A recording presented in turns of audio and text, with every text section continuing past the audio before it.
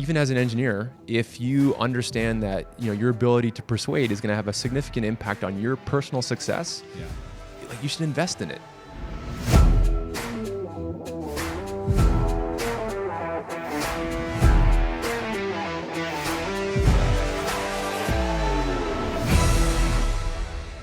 Martin, how's it going, man? Going pretty good. This is how we start. We just get right into it. Founder of Raven Telemetry. Is it just Raven? Just Raven.ai. We got rid of the telemetry. Okay, Raven.ai.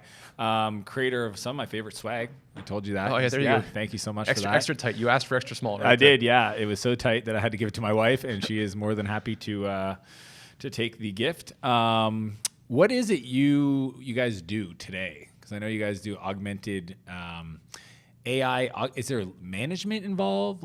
So high level, we help manufacturers do smarter things with all their data. Yeah. We guide them based on their data to improve. And when you say manufacturers, is there a specific industry or type of use case? Yeah, we pretty much help all sorts of manufacturers, from fully manual processes with people putting tea into containers. We work with David's Tea, to fully automated. You can imagine lines with 60 machines connected through conveyors. So we pretty much help all manufacturers with pretty much the same thing, which is how do we help the people that are in their plants do the right thing at the right time? Yeah. So manufacturing, even though there's a lot of automation out there, it's still fundamentally a people business. And a lot of the opportunity to improve is by helping people know what to do with their time. Cool. And I had Aiden on not too long ago. I believe he's an investor. Correct. Is this your first time raising money for? Yep, absolutely. Okay, cool. And what have you is the data component based on their equipment that you pull in feeds, or where do you get the data from the manufacturer? So basically what we need to know is to improve a process, we need to know two things. So first off, we need to know what the process is doing. So if just imagine you're making sandwiches, right? So we need to know that a sandwich has just come off the line. Yeah. So half the data talks about the process. The other half is if something's going wrong, we need the person to give us context. So the example I always use is Waze, right? So you're driving along, it's guiding you, and then at some point you stop, and then it asks you a question, hey, why are you stopped? Are you stuck in traffic? Is there a roadblock? So that human context is what you need to fill out that idea of what's happened. So effectively, we do the same thing. So we collect data from a machine that says, hey, I just made a part, I'm running at this speed. And if something happens, we ask people questions to get their context, and we stitch these two data sets together to create a timeline of what's happened at that process. And now that we know what's happened in the process. Does Raven ask that? That's right. So we do that. So we ask the questions. So we try and the way we talk about asking questions. So in order to get people who are working at a machine to answer questions, you need to ask a small number of smart questions. Yeah. You can't be pestering them all day. So all our technologies around how do we ask the smallest number of questions to create that perfect timeline of all the things that have happened at a process, whether it be good or bad. Yeah, I remember hearing Elon Musk talk about some AI nerd. Well, I mean, whatever, they're AI people. He was asking about interrupt on on self-driving. Yeah. He's how do you get feedback loop on what errors or involvement do you consider an error? And he goes, anytime they have to hold. His argument is if you had to touch the steering wheel, there was an error. Let's find out why you touched the steering wheel. So in many ways, you build that data set of, okay, there was something that went off from what we expected. You ask them for that. And then is your algorithm help then automate that? How does the manufacturer then use that? Yeah, so there's sort of two sides to it. So first, we need to know what's happening. So this is kind of, we call this the truth, or you need to know all the activities that have happened, or that are happening at a station. And then the next thing is, in order to get value from data, you actually need to do something. I think one of the things one of my co-founders said, or says all the time, is that there's fundamentally no value in analysis. There's only value when somebody does something. From the analysis. If you don't do it, doesn't matter. Knowing doesn't matter. Value. You need to do something, right? Yeah. So if you're in your car and you're driving with GPS and you ignore it, it's not gonna do anything for you. Even if it tells you all this cool stuff. Yeah. So that's the key thing here, where people are part of the formula here. So I think even to start, you need to know what's happening. You need the truth, and we can talk about bad garbage in, garbage out. Yeah. But just let's take for granted all of our technology is really around getting to that first phase where we get the data. Now it's interesting you use the term control loop, from Elon Musk. Yeah. So we think about things in the same way, but effectively what we're trying to do is to guide people to do the right thing at the right time. And there's two key things that you need to do to guide somebody effectively to do something. The first one is you need to provide extremely clear guidance that is linked to something useful. So, hey, go to this machine right now, it's broken. Go to this guy right now, they've been waiting for the inspector for 3 hours. So first off, you give really clear guidance. Clear guidance. And clear guidance. Not like there's something there. Go do this thing. And basically, if you can't, I like in some ways when I think about how we present information to people, I always think I think our tech could work on a pager from 1997. Yeah. Or I'm trying to make 95. I forget when pagers were cool. I never had a pager, but yeah. So basically, in a pager, you're limited to I don't know how many characters are there. I think what you could put. What's hilarious is I know that I have a lot of people listening to this that were born in like 2001. Yeah. And they don't know what a pager is. Isn't that crazy? Like so Twitter. So basically the there we go. old Twitter, right? Yeah, so Twitter. if you can't like condense it down to a tweet or less, it's too complicated. And one of the things is that trying to guide somebody with a dashboard. Yeah. It looked pretty. It's beautiful with all the charts and colors. Well. It's not. You need a very simple instruction. So on the pager. 911, call your buddy Mike. It's clear. Like 911 Mike. Yeah. Right? Emergency. There you go. So to get people to act. So the first thing is well, now that you know what's happening, you know what the biggest opportunity is, right? There's two different. Give me a use case of like how a customer, like before and after using Raven. Sure. Very simply put. So a lot of waste in manufacturing is because people are waiting for something. So just imagine that you're a plant manager and you have... one of my favorite books, by the way, is The Goal. There you go. Oh, if you haven't read it, like if you're a systems guy like me, it's a beautiful, beautiful story. So in that book, he argues of just like, raw material and like, retooling manufacturing. It's like that wait time could be the killer. So waiting. So... typically, the ratio of like supervisors to staff could be 1 supervisor, 40 staff. So we have one client that has 150 machines, 40 staff looking after that one supervisor who's responsible for all sorts of things. So if you were to look at the truth or the what's happened at each station, one of our clients was losing tons and tons of time because people were just waiting for maintenance, waiting for support. So at some point, if you only see data at the end of the day in a report, or you have a dashboard with all sorts of details. It's not easy to tease out the fact that this machine is down right now and they need support. So what we did for those guys was to set an alert specifically to this thing that we'd highlighted as being a big opportunity, waiting for maintenance. And then the second part to being able to... Could you predict when the machine might need maintenance? The first thing is we now know when they need support. So the operator has said, hey, come help me. And then the next thing is once somebody starts working on this project, so they start working on reducing this, you need to provide feedback to them. So if they are putting effort into something, you need to provide feedback to them that relates to the work that they've done and their competence. So don't give me some metric that relates to corporate success. Production. If you're asking me to reduce waiting time, tell me how I'm doing at reducing waiting time. So really simple things. So now that we have this data that describes exactly what's happening, and that's really the biggest challenge to stitch those two data sets. You called that the truth a couple times. We call it the truth. I think that's a bit. It's basically just what your performance. Yeah. No, but in software, just in data warehouses, like the record of truth. Like I think it's an important thing to know. Like, what is because there's so many systems now that do different things, could do different reports. But you're saying like this is the truth of. This is what's happening, and it's because we're asking. And do you make them wear like some kind of kind of GPS machine? How do you know that the person's been standing there or the machine Like, how does it like technically work? I'm just curious. Yeah. So we have a wire that we actually drill in through Their scalp. No, so we It's very low intrusive. It's actually, not very intrusive at all. One of my first employees is now working for Elon Musk's company. Yeah. They're no, there's a tablet computer at the station. Yeah. And the operator Ask questions. We ask Just questions. like the bathroom when you leave, it says, "How was your experience?" Yeah. You just answer. And it's really the same, like in the bathroom, there's 5 options or 3 options. So we try and keep it as simple as possible. I'm setting the machine up. I'm waiting for somebody. Something's broken. Yeah. So like in the end, I think the bar for us is like, how could you get a 6-year-old to use the system? Yeah. Well, if you're waiting, it's yellow. If something's broken, it's orange. If you're setting up for the next thing, it's blue. Done. Yeah. Yeah. So I remember one of my friends. He runs a sign company, and his, he's not a sophisticated AI guy. He just is he Premier of Ontario? No, the guy from New Brunswick.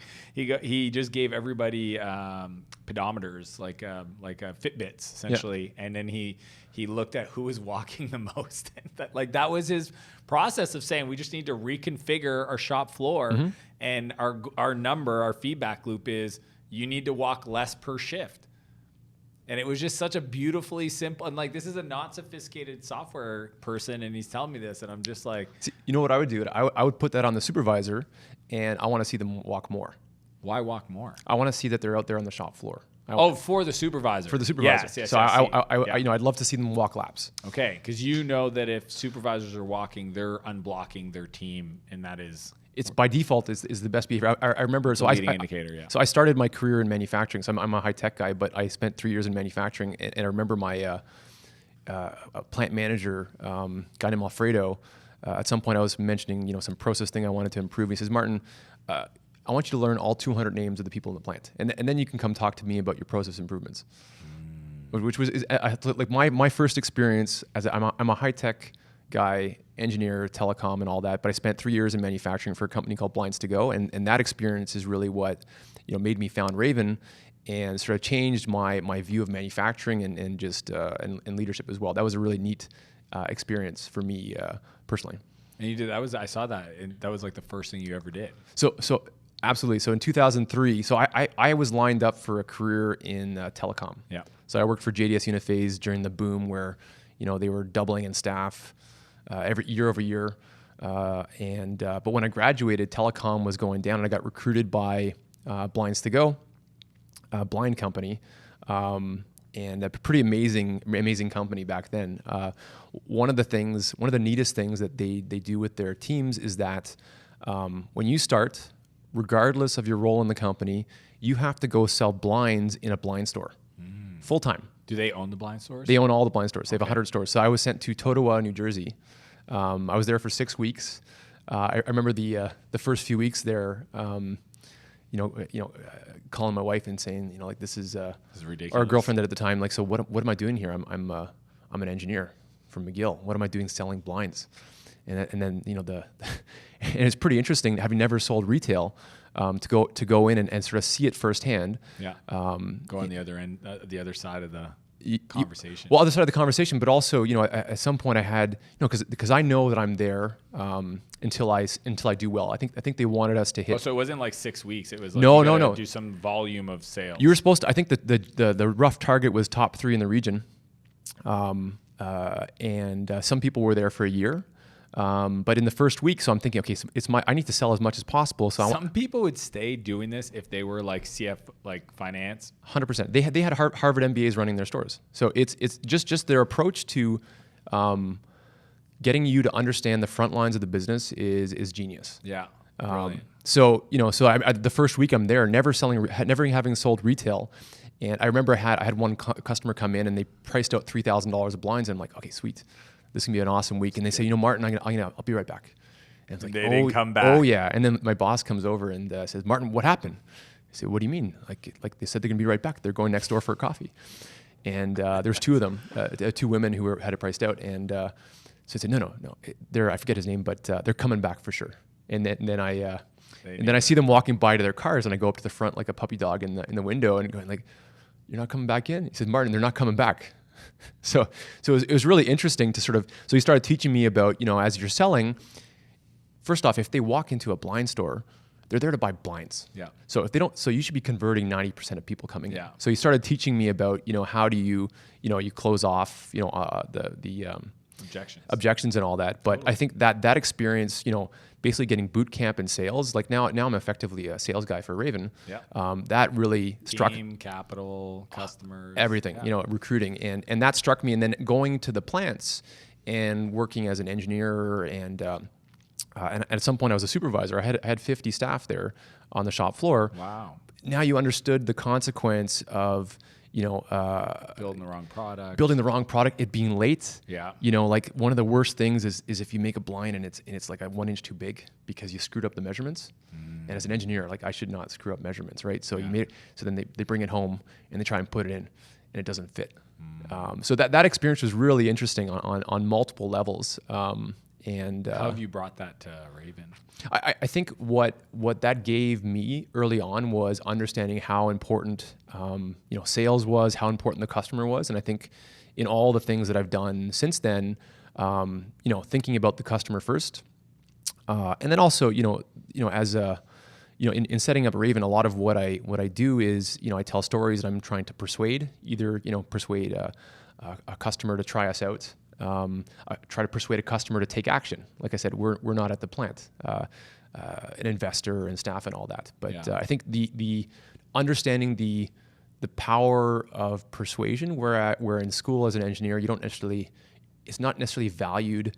They don't teach it. They don't teach it at all. But your whole career is predicated on your ability to communicate in person. For everybody.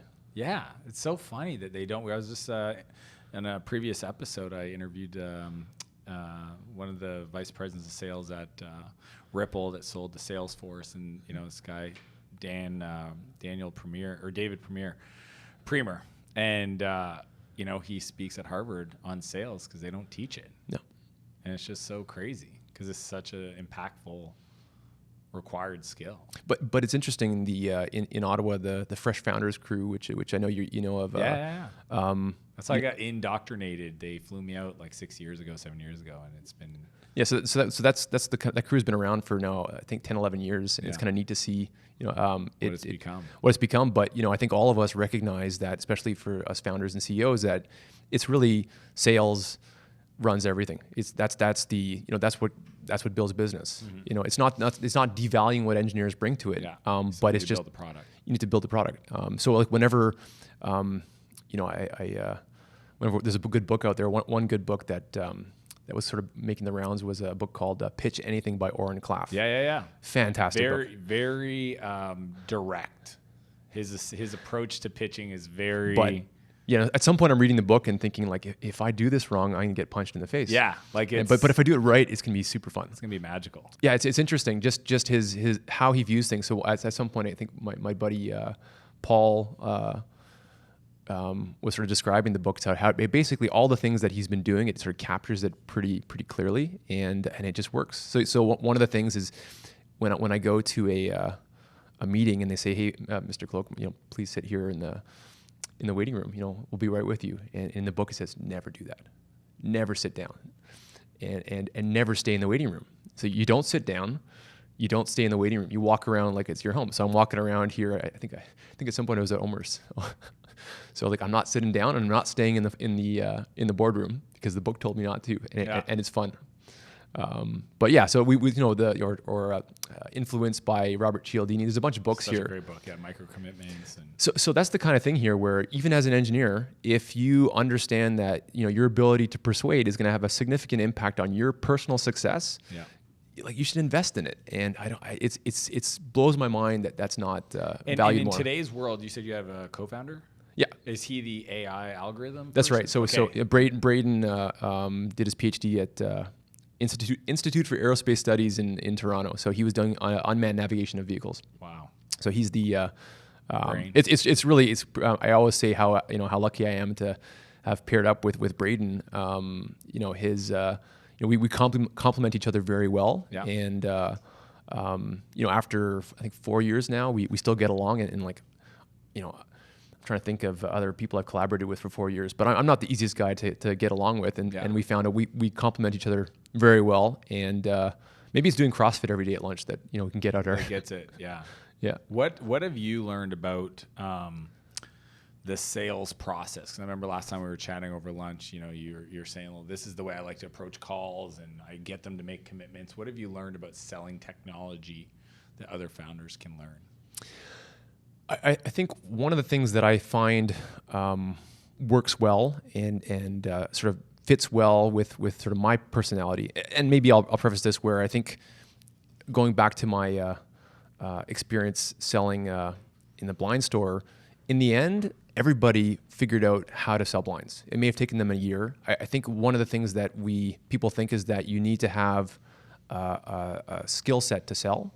And I think they proved pretty conclusively that you don't. At some point, if you are given the right tools and you find your own personal style, Like a rhythm, yeah. your own rhythm. Communication style, yeah. So the key thing here is like the first part of any conversation I have with a customer is to understand them, get them talking. So typically, if I'm on a half an hour sales call, first 15 minutes will be asking them questions about their business. I'm taking down notes because I want to understand basically what the lay of the land is there. Yeah. So then when I'm pitching, you know, what we can do to help them in the second half of the call, it references all these things that they have mentioned in the first half. Yeah, which tells them you were listening. It tells them I was listening, which is a really good. Crazy idea. The other thing, which I think doesn't necessarily come as naturally, is that, you know, so asking questions, you know, is not then. I know a lot of people think selling is talking. You gotta get them talking. Like, Yeah, like selling is questions.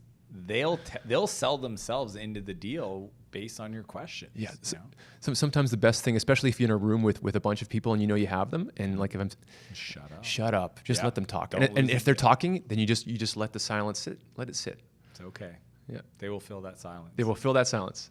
And you sit there with a smile on your face and you're ready Yeah, to. you know, I got the deal. Shut up. Don't lose it. Don't screw it up. Just, let them talk. The other thing, so, you know, get them talking.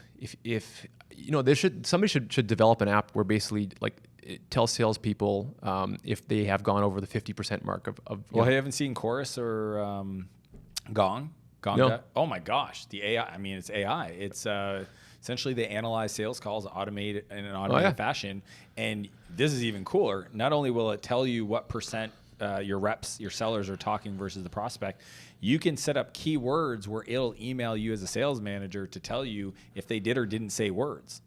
So if you know that they need to, like, here's the process, you know, step 1 is this, 2, 3, and they have to say words like credit card or, you know, proposal or decision maker. And so like just this new level of, you know, real-time analysis around sales conversation, I think is fascinating. I use it. It's great. It works. I mean, So you it works for you because you've chosen to use it for yourself, right? no, I use it. I have salespeople work for me. And they use it? Okay. Yeah. Well, they don't have a choice to use it because it's automated into their workflow. But I use it as a sales coach because it does a lot of cool stuff where I can now clip out. So it'll tell me when they're talking. I can look at all the calls where they won the deal. I can listen to when objections came up and listen to their replies. And if it's good, I can clip it, add it to a library, and as I hire new reps, essentially it's building the hit list of this is the best response, and choose your way to say it. Because like you said earlier, it's really about discovering your type of way to sell. Like I really believe that, you know, your archetypal or, you know, whoever you think was this like type A salesperson from the past, you know, like women that are introverted are crushing it, you know, because people just want to feel heard. Yeah. And they want to know that like my problems, you truly understand them and you can present a solution in a way. So yeah, I think there's really some neat tech around that. It was interesting. So just I'll mention later, but I'm particularly interested in because ultimately you're trying to influence their behavior, right? But doing it by mandating the measurement, which is fine. Then there's a lot of theory around sort of gamification theory, and which is based on self-determination theory around what is the most effective way to get people to be engaged and do the right thing. And there's a bunch of theory around, you know, some people want to compete with others. Yeah. Some people don't. Okay. Right. And I think the core parts of self-determination theory are people need to feel like they have the autonomy to turn on different parts to help them improve. You need to recognize them for achievement, but that's in the way that they're comfortable with. But the autonomy thing is key here, where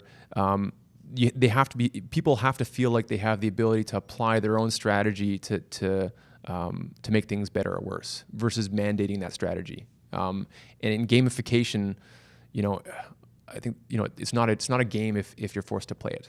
So there's a lot of theory around there. If you can actually get them hooked into seeing it in the right way and adapting those three components of it's autonomy, mastery, and community. So autonomy. Is this from Daniel Pink's book Drive, or where's this? It's just from self-determination theory. It's from Okay. I don't know. I'm married to a psychologist, so Yeah. I get free info at home. But the self-determination theory is the theory behind what motivates us to take action.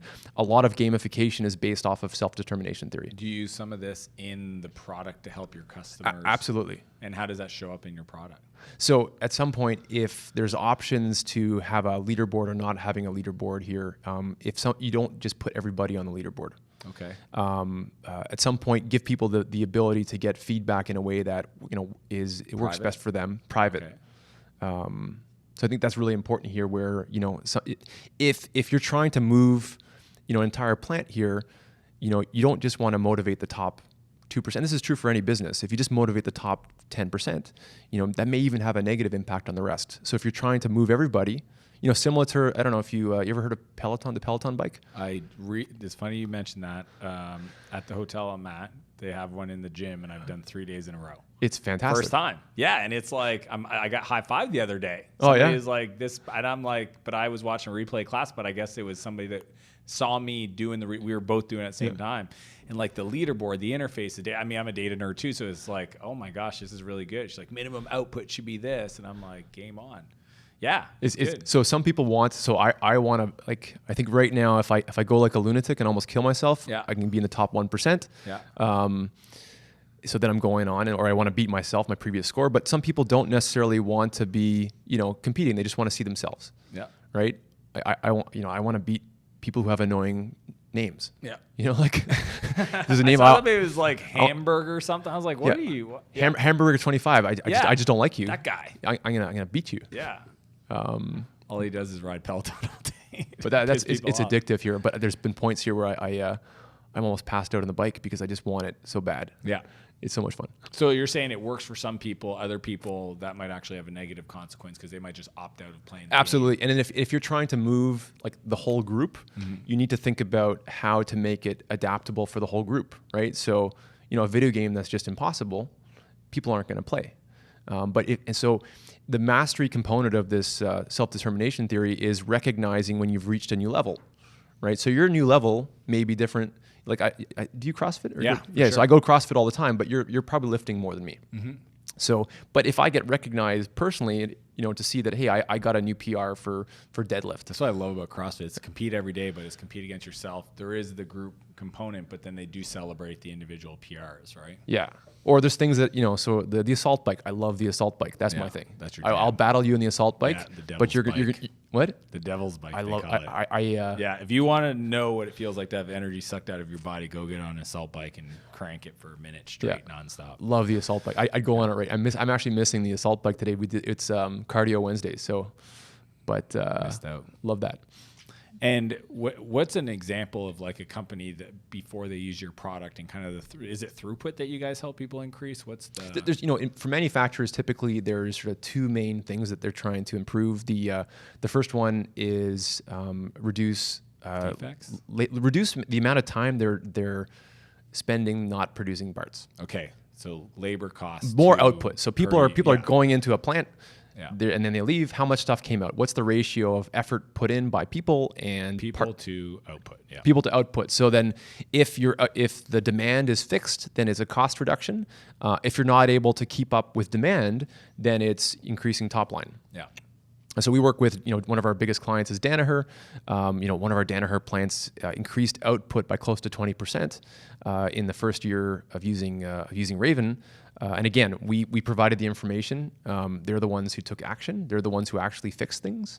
And that's why early on you kind of we've been using the term augmented management. And the idea here is that a lot of the talk about AI has been this idea of replacing. And I think where we see the biggest opportunity is really to augment what people are able to do.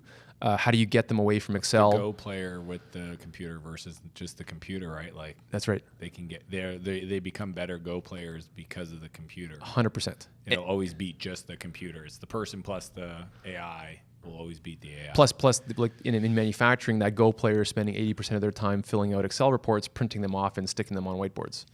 So just imagine all that untapped leadership capacity that we can unlock by allowing them to spend more time actually walking, saying hi, learning those names. Learning those names and walking. Yeah. That's fascinating. Is it cool? I don't know. I just think that if I wasn't doing software, I'd want to be doing something in kind of manufacturing just because I like building things. Do you get to visit the plants often? Do you get to? I go all the time. Yeah. It's neat to see. That's why there's a show called How It's Made. People like to watch how things are made. The crazy thing is that there is, going to see a plant that makes, makes wings for planes. We have one plant that makes barns. They make barns. Yeah, or they make giant. So they said they built something they called a garage mahal, which was like a garage for 30 cars. Okay. The guy was calling it the garage mahal. Yeah. We work with like all sorts of things. But the interesting thing is if you were to grab that Excel file that they're spending all their time on, they all look kind of the same. So how much stuff did you make? How much did it cost in material and labor hours? Did you deliver it on time? So almost regardless of what you're making, that like the formula for manufacturing is the same. Yeah. So if you can find a way for people to fix the biggest problems as they're happening, put out the biggest fires, and then the next thing is like if all the fires are out, what is the most important thing for you to work on if the fires are out? Yeah. And maybe it's working on this machine's running too slow. Maybe it's working on why is this guy or this person so much better at this process? The bright spot and figure out what they're doing, teach it to everybody else. And often the anomalies that pop out in the data that show top performers, that's often the most interesting thing. Yeah, I'm always looking for bright spots. Then you copy, like as an engineer, you copy it. Yeah, it's just like back to the sales like chorus or refractor or gong. It's like once you find that seller that's closing at a higher rate and you listen to how he deals with objections or he does his discovery component of the call, clip it, teach it, reproduce. I mean, it's we had one example that was pretty funny. Actually, not funny.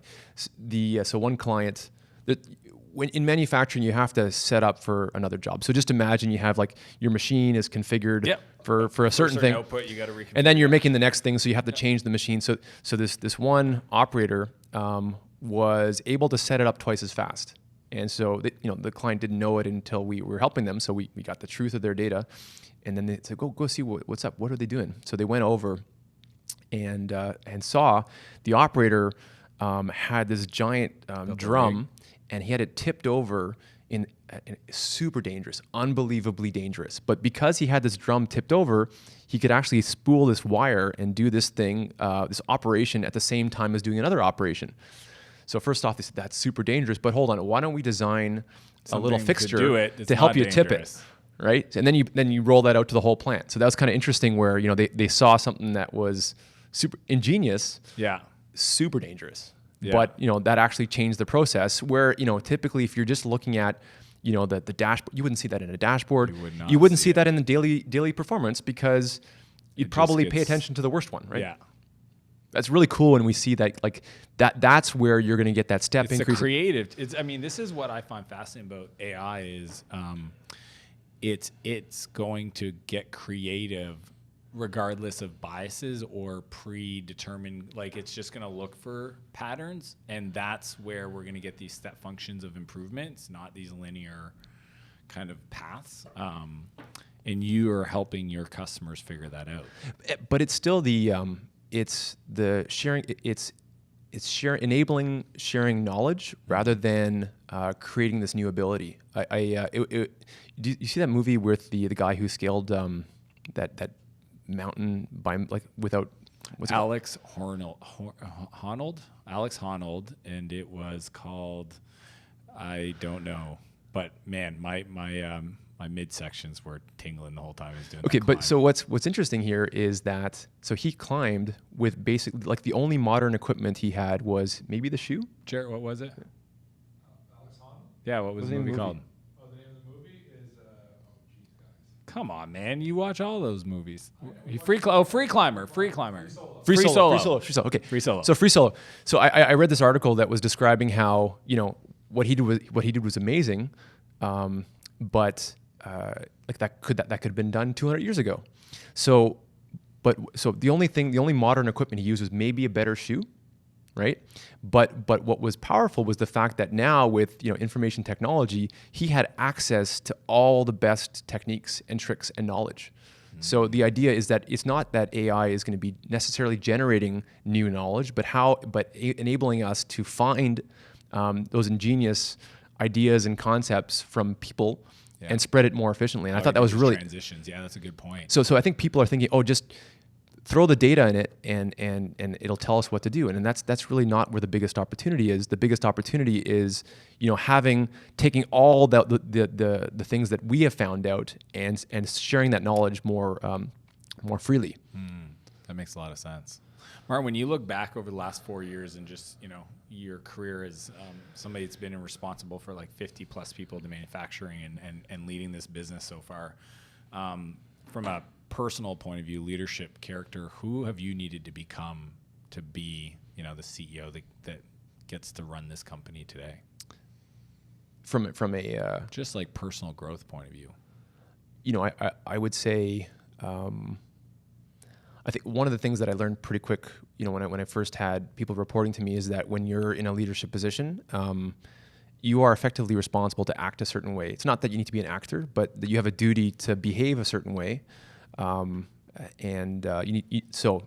the things I learned early on, if you need to keep your emotions in check. I think my default MO early on in my career was to be a bit of a bulldozer, right? If somebody was standing in my way, I just run at them harder. And I think learned pretty quickly that's not the way to get things done. I think one of the things is to make sure that I am thinking about what if it's a coworker, what they need from the interaction versus what we need the outcome to be. And I think as you connect with your team, you learn about what makes each person tick. So in the same way where you're from a sales perspective learning about how to make a customer feel comfortable, I think it's some of the same skill set. That skill set, persuasion skill set is almost used everywhere. It's like judo. Like, how do you work with that energy but still get the outcome that you want? Yeah, but judo is sort of adversarial, right? Mm-hmm. Where it's some of the same idea. Where like how do you maybe it's like dancing. Yeah. Right. Yeah, I think that's a better analogy. Yeah. But there's also opportunity for at some point, there's points where there is you are with an adversary, right? So, judo is a little bit more smooth than say boxing. Yeah. You and I just punching each other in the head, right? Yeah. So I'd probably get hurt more boxing you than doing judo. Yeah. So I think one of the things is thinking more about what somebody needs from the interaction versus what the company needs as the outcome. Yeah. And look for that win-win. Yeah, look for the win-win, and also I think at some point, surrounding myself with people who are better at that than I am, and making sure that people are aligned, teamed up with people who are good fits for them as managers, because managers are mostly responsible for unblocking and making people feel comfortable versus assigning tasks, and that's something that my co-founder Braden and I have thought a lot about. How it's our instinct to give people space, but we're figuring out how to do it in a way which is not necessarily abdication of responsibility. How do we stay close enough to keep people on track, but give them enough space to run? And that's always that challenge to find out, what combination of space and guidance each person needs. But once you get that dialed in, it's pretty amazing. That's where the magic happens. Yeah. One thing I love, Martin, as we wrap up is the fact that you're taking stuff that's like kind of like the cool word like AI, but actually like real use case, real customers, especially for manufacturers that, you know, a lot of us buy products from. I just find it really cool that, you know, your passion for it. And, you know, as people have heard through this conversation and other times we've talked, just how much you love doing what you do. And I think it's infectious and it's cool. And I just want to thank you for sharing that and for continuing to kind of like push the standard of, again, great Canadian company that's just really at the beginning of a pretty cool journey. So thanks for coming on the show. Yeah, thanks for having me.